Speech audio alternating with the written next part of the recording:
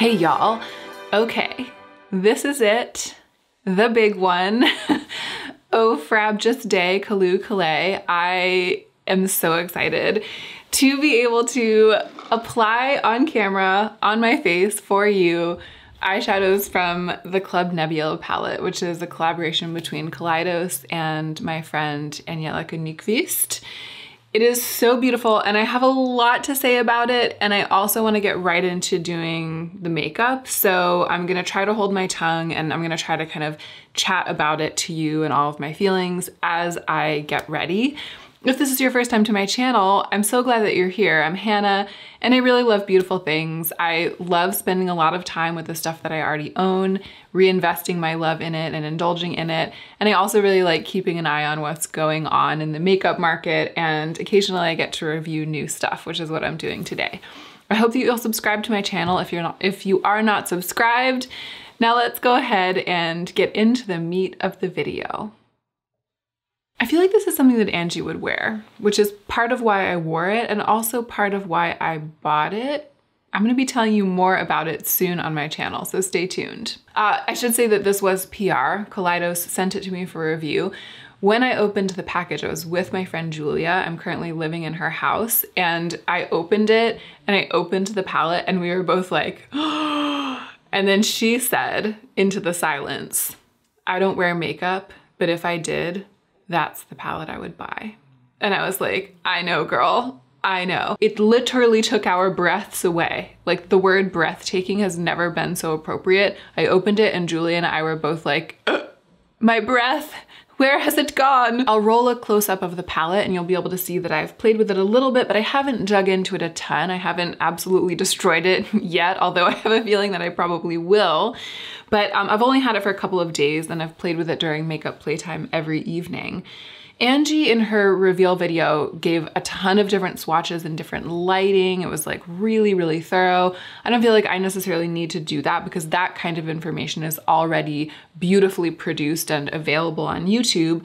I want to talk about the experience as a makeup lover and as a consumer and as someone who already has a lot of makeup, the experience of having this palette at my disposal and the way that it keeps exciting me. I'll give you a couple of swatches though, just because they're so good. I mean, the quality is really good.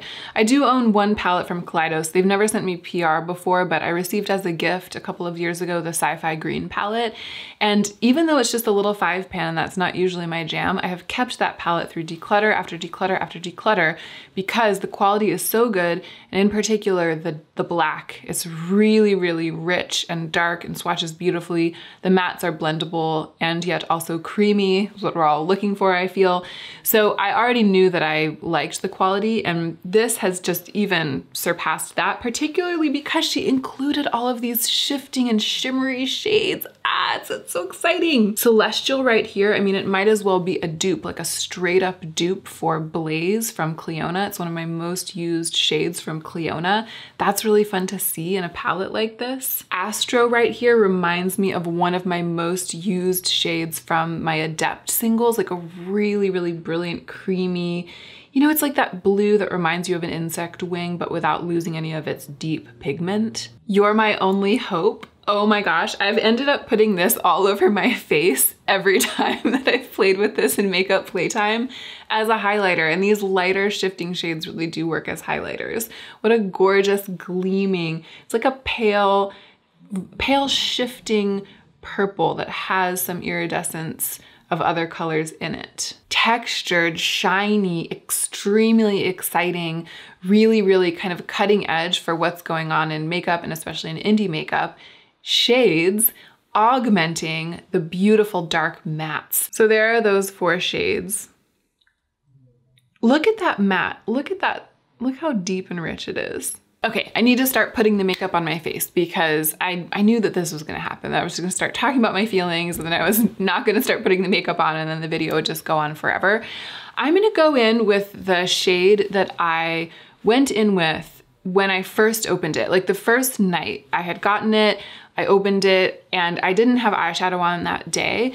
And so I went to play with it that first night and the very first thing I did was to dip into this lime green matte.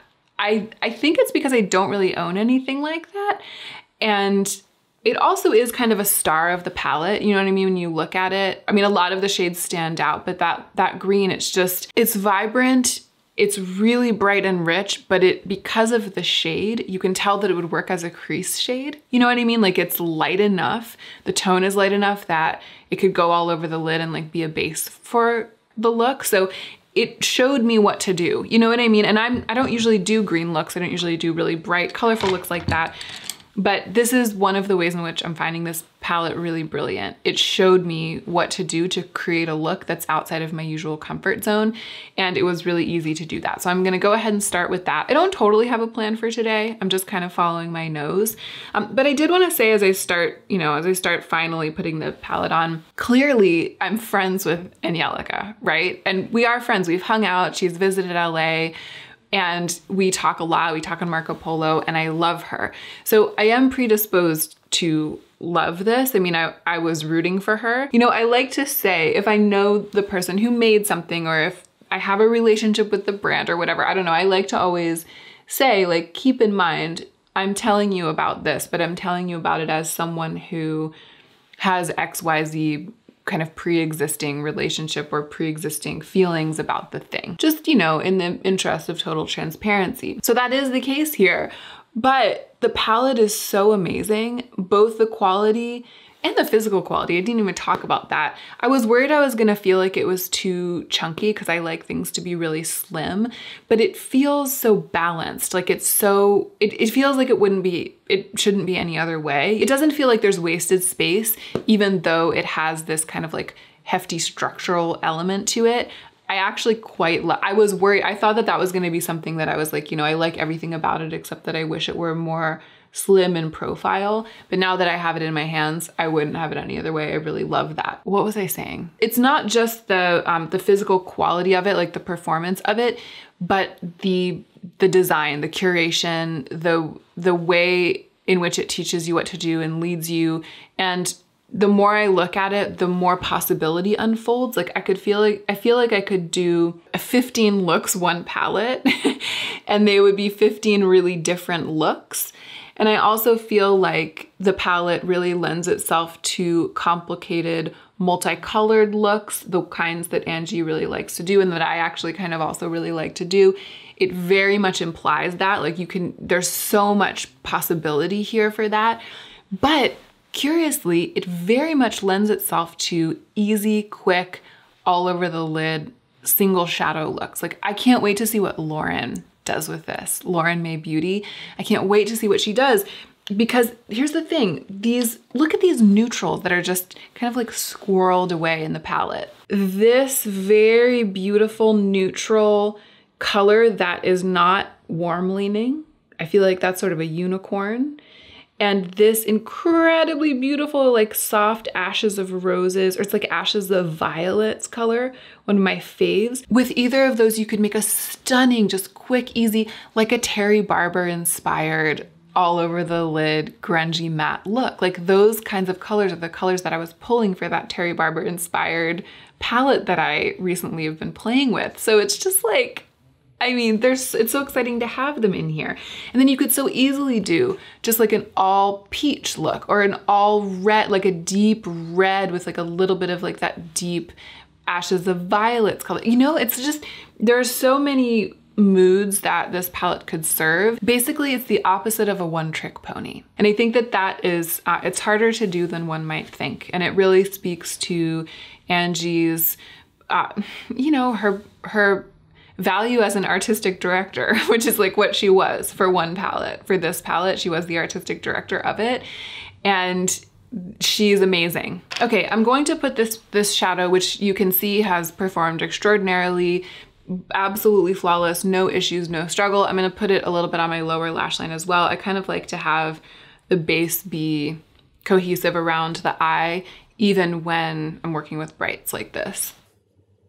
So the first time I played with this, I went into the blues, like the peacock, the sort of like peacocky teal, and the navy, and I built a very kind of exotic bird. It was like a peacocky. I used them to darken up the outer corner, and it was like a very like greeny blue look. You know what I mean? I feel like that, again, it's like the first thing that I think of when I look at this palette, and the palette really led me in that direction the first time I played with it. I think that for this video, I want to try to go in like a little bit more of a grungy and neutral direction, because I bet that a lot of people are going to be going more in that colorful direction, you know? And so I'm actually going to go into Naru, which is this like mid-toned, kind of like non-warm taupe, and see how much I can get it to darken the outer corner, even though it's not a dark color. The pigment is so amazing that it's basically just laying itself down on top of the green with no trouble. So I'm gonna use this fluffier brush to get them to kind of mix a little more. Yeah, there we go. I actually am going to go ahead and smudge a little bit of that amazing shade on my lower lash line as well. Yeah, so I really like how now there's this sort of dimension to that limey color, right? But without it getting like super, super dark, we've just toned it down a little bit, sculpted a little bit. I like, you could just throw on mascara and go, and I feel like this is a whole thing. But I'm gonna keep going. I'm obviously not going to be able to keep myself from dipping into some of these shiny eyeshadows. I'm sure you can't get the full effect because my lights are blowing them out a little bit, but those are the 4 kind of more pale shade shifting shades. And you can see the color a little bit better maybe from this distance. Nova, which is the one that looks white in the pan, the shift is so amazing. It's really like it's like a ultraviolet sort of oil slick. Can you see that? I think I might kind of want to put that all over, and then maybe put some of the green one, Firefly, which I've put up here. Yeah, you can see that, right? That one, I want that to be like up higher, and then I want this one to sort of be all over in a wash. I'm going to start with the green one, Firefly, and I'm actually gonna go in with a brush. Okay, now I'm going to use my finger in Nova.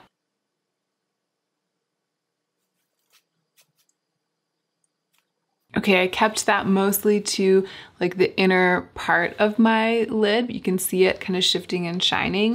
And then I think I do want to really grunge up the outer corner some more. So I'm gonna keep going, I'm gonna go into this dusky purple, and I'm also gonna keep going back into Naru, kind of mixing them together to deepen up the outer corner some more. I'm gonna grub up my lower lash line with this kind of like blackish brown kohl pencil and a little bit on my upper lash line. And I might, in doing that, go in with one of the darker mattes, maybe actually the purple, because purple and green kind of mix to make brown. So sometimes like with a look that's sort of like this dusky green, going in with this dark purple Cylon, that's probably the one that's going to give me the most depth in the outer corner without adding too much of like a new color story, because it's gonna mix with the green to make like a greeny, mucky, purpley, swampy brown, which is what I want.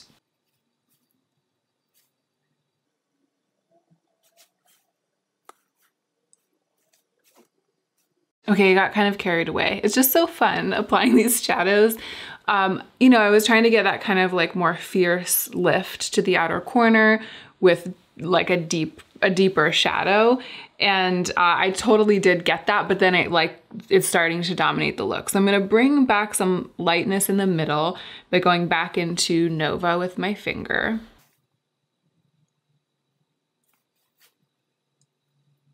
And I actually think I might want to bring a little bit of the green back around the edges with this fluffy brush and going back into the matte just a little bit, like tapping off a ton of it, but just like brushing it around the edges where it was before. Yeah, see that? Kind of like bringing it back in.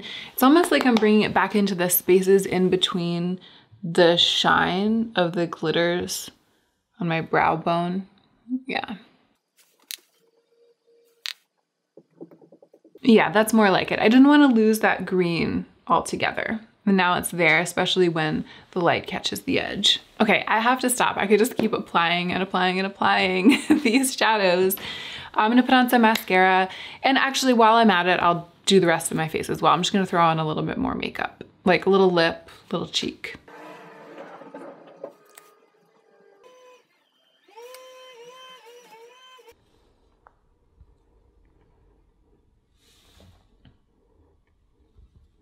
Do you think they'd let me in to Club Nebula? Do you think the doorman would let me in? I feel like if the doorman demurred, all I would need to do was like blink my little eyelids down, and then he would be like, oh yes, here you go, ma'am. Okay, y'all, the look is done. The demo is over. Final thoughts. Here's the thing. Obviously, this is a glowing review, right? You know, and obviously I love Angie. I wanted the collab to go well. I was hoping that she would create something really, really beautiful and that the formula would be amazing as well. But I'm not having to work to come up with compliments for this palette. I'm not having to try hard. I'm not having to dig deep into the annals of my soul to come up with creative, original ways in which to tell you that she did do an incredibly beautiful job.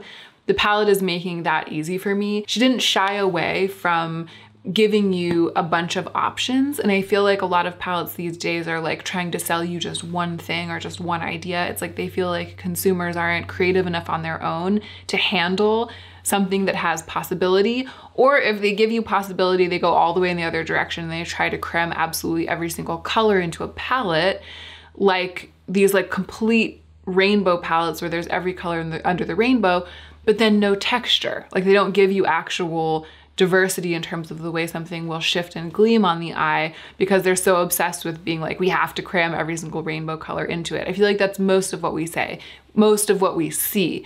It's either like every single color in the palette is yellow or there's every single color, but there's no texture. I mean, that's a bit of an exaggeration. Obviously, we are seeing some in-between stuff. Like, for example, recently I've been really inspired by the Alter Ego Canyon palette, which is inspired by the Natasha Denona Bronze palette.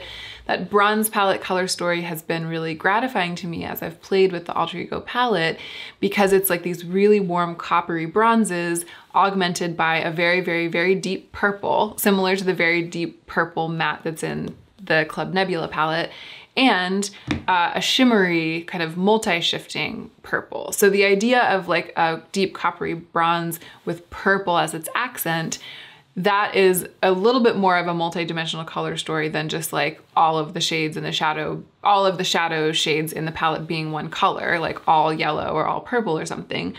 But still, even though there are the same number of shadows in that palette as there are in this one, it still feels like a one-trick pony, right? It's still like any one of these beautiful shades of coppery bronze plus either of these shades of purple equals your look. So even though you can kind of do variations on a theme, this is what I'm saying. It's like either we're getting the full-on rainbow or we're getting the monochromatic ColourPop 9pan. And in between, everything is giving you just variations on a theme. And this is so much more than variations on a theme because you could get a bunch of different looks with it, each one of which has a different theme. So it's like variations, not on a theme. It's like theme after theme after theme. And yet it all hangs together and is pleasing to the eye and is physically very pleasing as a single object. So I think you can tell how I feel about it. It has impressed me. I mean, I expected to be impressed by Angie, but even though I did expect to be impressed by her, it surpassed all of my expectations. And that's my review for those of you who want to buy it for some reason. Like if you really want to support Angie with your dollar and with some space in your like devoting some space in your life to the product that she designed, if you really want to buy it because you feel like you could use a palette like this, like a dark, you know, a dark but also colorful palette that also has these textured bright shades in it. If you feel like there is room in your collection for something like this, like you've been looking for this kind of diversity and you're considering this, but you're not sure that the formula is good or you're not sure that the color story would be diverse enough for you or would give you enough opportunity, enough options. You know what I mean? If you're like, I don't like everything to always be bright or colorful all the time and I'm not really sure, you know, I'm able to give this review for you and say, this is a palette that has so many different ways that it can work on your eyes. it's something that, you know, if you have a pretty edited collection and you don't like to acquire something if it's more of a one-trick pony, but you want to make sure you're getting like a ton of bang for your buck, not just with the money that you spend, but with the space that's being taken up, I feel like this is a really great option for that. I'm so happy to be able to say that about this palette. I feel like this is a really great option for that because you can do a bunch of different kinds of looks with it and it can work for a bunch of different occasions. I feel like you could even make very work appropriate looks with this palette. So if it's on the table for you that you might buy this, if you can afford it, if it works with your budget, if you're not on a no buy, if you're not, you know, trying to keep a super edited collection right now or whatever, if it is on the table, that's my review for you. Absolutely glowing. I actually think that it is a potentially very wise purchase for a bunch of different kinds of people. But if what I just said doesn't describe you, if you are on a no buy, if you're on a really strict budget and you can't afford this, if you don't have any spending money right now, you don't have any spending money this year, if you'd be putting this on your credit card, if you'd be buying it with money that you don't have, be honest with yourself is what I'm saying. Now that I've given you the information about whether or not it is as good as it seems, be honest with yourself about whether that actually means that buying it is the right choice for you. And if it is, then it is, and that's great. And I'm happy to be able to report that it is as good as it seems.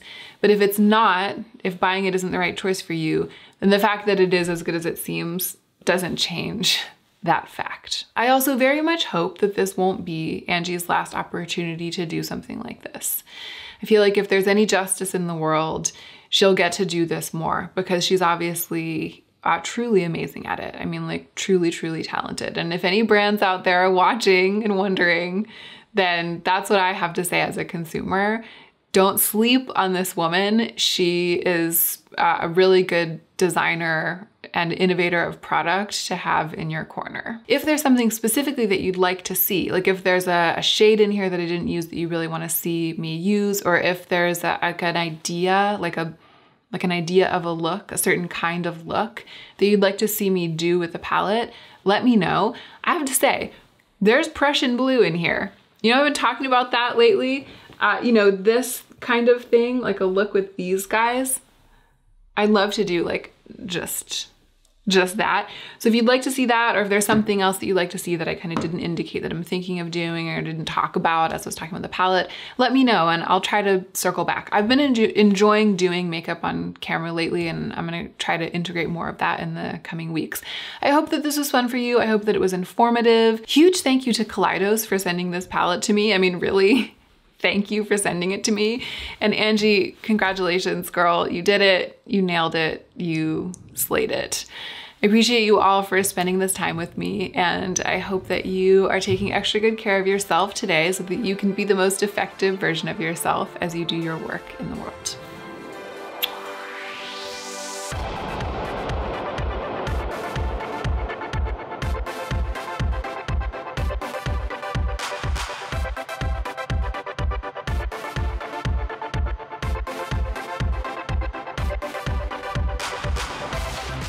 I feel so creepy crawly. I just don't want anyone to look at me.